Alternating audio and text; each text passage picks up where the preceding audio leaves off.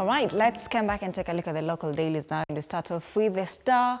24 counties, the weak link in Gachagua-Kalonzo axis, and opposition lacks allies and yet to visit half the regions. The story is on page 4 and 5. Numbers at stake in 2027. Counties are here, and also the projected registered vote. The registered voters of 2022. We have Mombasa, Kilifi, Kwale. You wanted to say something? Yes, what they've done here is, Gachagua has been big in Mount Kenya region, Kalonzo Musyoka in Ukambani region, and then Fred Matiang'i is still trying to get a region he can identify with beyond Kisii.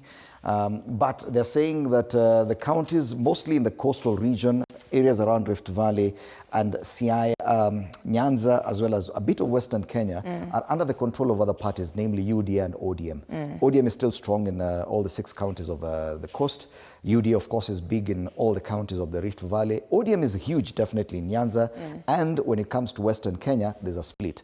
Now, there's a requirement that for anyone to win the presidency, you must have 25% of the vote in at least 24 counties. So if at all they do not have control or a huge or significant support in 24 counties, definitely there'll be a problem. All right. Their work is cut out for them.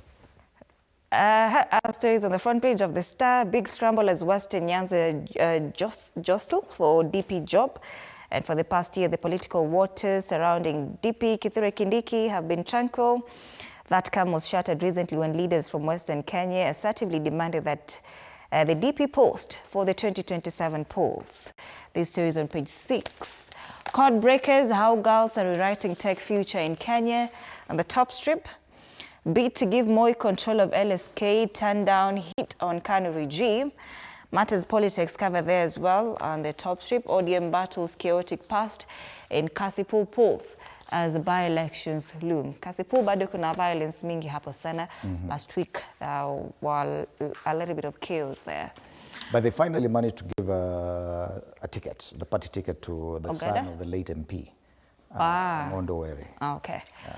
That's the Star this morning, fresh, independent, different. The Star is not for sale, being a Tuesday. And it also comes with a complimentary copy of MyGov for government tenders and jobs. Grab yourself a copy of the Star and you will get to benefit from that as well. Daily Nation steers clear of matters politics, talks about the road carnage. And yes, there are concerns that as we head closer to the holiday season, this is a huge concern. Shattered lives. Now, more details are emerging from that fatal accident we saw at Kariandusi along the Nairobi-Nakuru highway. Death toll for 9 months of 2025 is higher than recorded similar period in 2024. So there's a big problem. But look at this picture. The crash victims. They talk about Susan Wanjiru, who wishes it were just a nightmare, but it isn't. Her elderly parents, her son, who was the driver of the ill-fated matatu, and 4 sisters are gone. They were among 16 relatives who left their Muranga village on Sunday for Lanet to visit an ailing kin. They never made it to their destination. This full story is on page 2 and 3. One family is in mourning after losing more than about 13 members. 16. 16 members of one family. It's very unfortunate. Crackdown on school unrest. Yes, many reports about watoto hawataki kukaa shuleni, wanachoma tu shule. Students implicated in riots will sit their national exams at designated centers outside their schools as authorities grapple with a wave of unrest. Education Cabinet Secretary Julius Ogamba has directed school managers to enforce strict disciplinary measures, including expulsion. Now, you see, this trend usually comes for the many years. It has been coming just towards the end of second term. So most people are set to sit for mock exams. This is the first time we're seeing this happening in the third term, weeks before the national exams, KCSE. So I don't know exactly what's happening there. The other story given prominence here is a matter of sports, how I smashed 42-year record. And this is a story of Lilian Odira, who won the gold medal at the World Athletics Championships in Tokyo, Japan for the 800 meters race. She says running cross-country did the trick for her, as she recalls the remarkable race that saw her win the 800 meters world titles and break the 1983 championship record. 1983, olikuwa wapi? Ulikuwa wapi hiyo rekodi ikismashiwa? Mimi niliona. Other stories given prominence on the front page: matters diplomacy, Kenya and US trade tariff to triple on AGOA expiry as job losses loom. This is a huge one, and I saw on another paper yesterday that once that AGOA deal expires, about 66,000 jobs would be lost in Kenya. You can imagine what kind of effect that will have, mostly for EPZ. Elsewhere, matters health MPs say SHA is misleading on premium and benefits. That's a Daily Nation. Ukiangalia kule nyuma, matters sports. That story about Lilian Odira is a main story on the back page. Daily Nation. All right. We take a look at Taifa Leo. Besigye ashtaki Musalia na Murkomen. Kupitia kwa kesi kotini Nairobi, Besigye anasema kutekwa nyara kwake na kuondolewa Kenya kulifanywa na polisi wa Uganda kwa kushirikiana na Kenya bila kufuata sheria. Inspector Generali Douglas Kanja na Waziri Tuya pia wameshtakiwa. Mwanasiasa wa Uganda amewashtaki mawaziri wa Kenya kutokana na kutekwa nyara kwake Nairobi mwaka jana. His lawyer Martha Karua was also there kule kotini akishtaki Kenya for that abduction. Vidokezo zaidi katika ukurasa wa mbele wa gazeti hili: mvulana atumia TikTok kuokoa babake mgonjwa. Hii imetrend sana. Wahisani walijitokeza kusaidia mzazi wa Kaluma wa miaka 18 tu alionyesha alivyomhudumia babaye kwa njia ya TikTok. You'll see another story on a different paper, still talking about the same. The fact that we've been talking about Gen Zs wamepotea, siku hizi hawazungumzi nini, walitokea na wanasiasa washangaa au wametokea wapi tena. We thought they've gone quiet, but no, they're very active, and they still have a lot of potential of coalescing together and doing something big positive. things. It's only that now when it comes to voter registration, that's where there's a bit of concern. Even during the time when victims were the protest victims, watu walikuwa wanashutiwa, hospital bills, Gen Zs came through for their own. If they manage to convert this kind of energy to a proper voting machine, matters will be different. All right. Kilio cha familia iliyopoteza watu 14 ajalini yabainika. Dereva kijana mwenye umri wa miaka 28 alikuwa amepumzika kwa saa 3 pekee. Pia alikuwa akiendesha kwa kasi. Na magavana serikali kuu watofautiana.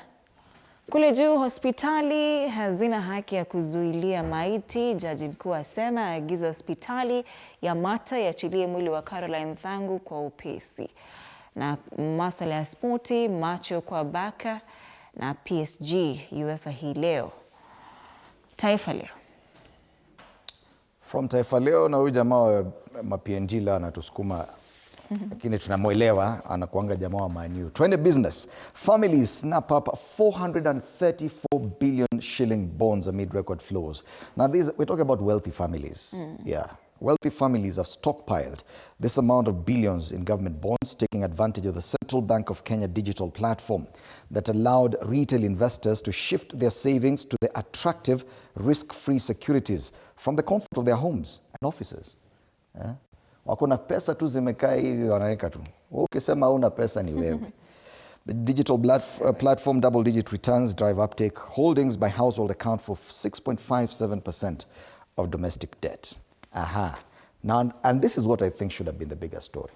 65,000 jobs at stake as AGOA Pact expires today.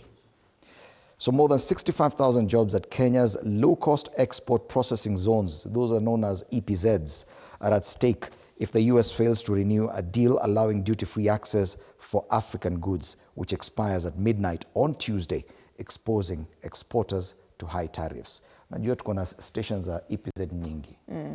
So we just manufacture here and export to the US raw.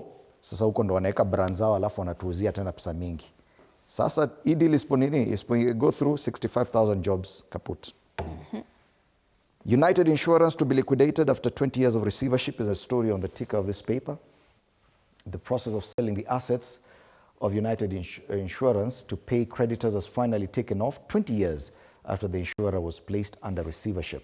And another one, lower Eurobond yields signal cheaper borrowing costs. Matters Eurobond back on the headlines. That's a business daily. All right. We take a look at the Standard now. Obel, Flow Genius. It's a tribute to Professor Arthur Obel, who died in Nairobi after battling prostate cancer. He was a towering yet polarizing figure in Kenya's medical history. Brilliant, disciplined, and eccentric, he claimed to have developed the controversial HIV/AIDS remedy Pearl Omega, which brought him both patience, gratitude, and fierce rejection by local and global health authorities. To some, he was a savior, to others a quack driven by delusion and discord who conned the desperate. A strict academic with a photographic memory, Obel also quoted scandal from gun incidents to bitter scientific wars. Now, he's quoted here and he said once that Africa must break away from the enslavement of the West. We must not allow them to use science to keep us bottled up. India and China broke away from the evil grip of Mzungus. They have a thriving and very successful culture of traditional medicine. In India and China, Western medicine is the alternative medicine. If I was now Obel, and those two nations would be celebrated and supported by all government institutions. Yes, this one was a big story a few years back because he claimed Pearl Omega could heal HIV or could treat it. And there was a lot of push and pull. The government was not ready to accept that. International community were opposed to it. But quite a number of people were suffering from the ailment, approached him and got the medicine. I do not know if it worked or not. But another major incident that happened with this professor is that once along Uhuru Highway, while he was driving to town, matatu ikakuja ikamkata hivi. Akashuka na bunduki. Akaambiwa driver, taenda Sayuni. He almost shot him though. And he had to be arrested after that incident. Professor Arthur Obel. Man who courted controversy and fame. That is the main story on the front page of The Standard this morning. Have you noted the trend that The Standard nowadays is not political at all? Hawana mambo mengi. On the front page, wana avoid politics kabisa. Nakwambia usitujaribu. Kwa nini? Kwa nini? Another story here, court slaps ban on disgraceful habit of detaining bodies of unpaid medical bills. And the High Court has ordered Mater Hospital, again we've mentioned that story in this Taifa Leo, to release the body of a patient who died there on August 2nd, ruling that a body is not property and cannot be held as collateral for a debt. This is actually something major because quite a number of hospitals are still holding bodies due to unpaid fees. And now this ruling by the High Court could set a precedent that now hospitals are no longer allowed to hold bodies. All right. They make mention of that road carnage as well. Family trip to visit sick relative turns into nightmare on the road. University students threaten to go on strike. Pia wao and lecturers are also on strike. Tukiangalia still on the inside pages here, Uhuru's return threatens Gachagua grip on Mount Kenya.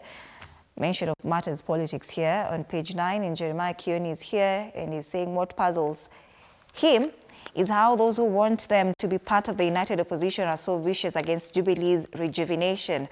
They have fought for their survival in the courts for 3 years.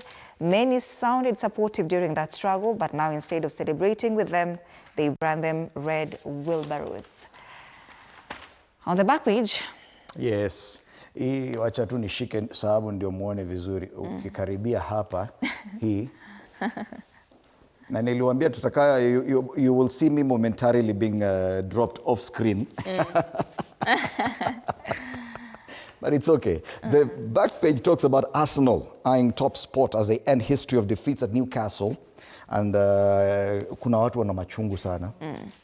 Na wameshindwa kumove on. Because most of the major teams lost at the weekend.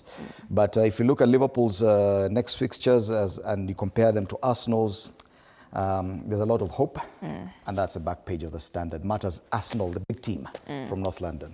All right, that's the Standard. People Daily, don't be fooled. Politicians are pals behind the scenes. This is an analysis and matters and an advisory to voters that usione tu ati ni kama watu wamekasirikiana. Hakuna hata wakiongea vibaya aje. These people behind the scenes are just friends, and that story is there on the inside pages. They've used a file photo of what the party that was called UDM, that was previously in Azimio. But immediately after the elections, they trooped to State House, kutana na President William Ruto, and they transferred haraka immediately, very fast, without wasting time. Forget about this story. My biggest interest is on what features on the top strip pale. A small story. They talk about the TikTokers meet up in Odhaya. That story about Kaluma Kaluma boy. They say that this is a warning to the political class. That if at all TikTokers can manage to come together for a good cause, they could actually just as well convert that into a proper voting bloc and take advantage of the continuous voter registration exercise, which I think they should, and they are not doing it. Yes? And if they did, then the political class should stand warned. This one can actually turn against you anytime. And I was seeing an argument by a section of Gen Z saying they will not vote. They will sleep because they're not seeing any candidate who can convince them to wake up and go and vote. And that's a challenge now. That's a challenge now. Right. Speaking of Kaluma, I don't know if you saw what George Kaluma said. That the MP. There is my Kaluma boy. And Peter Kaluma. Why is he being helped by all Kenyans when I am alive and able? Come, my boy. Politicians should stay away. Let's take a look at the caricatures now, and we start off with the Star.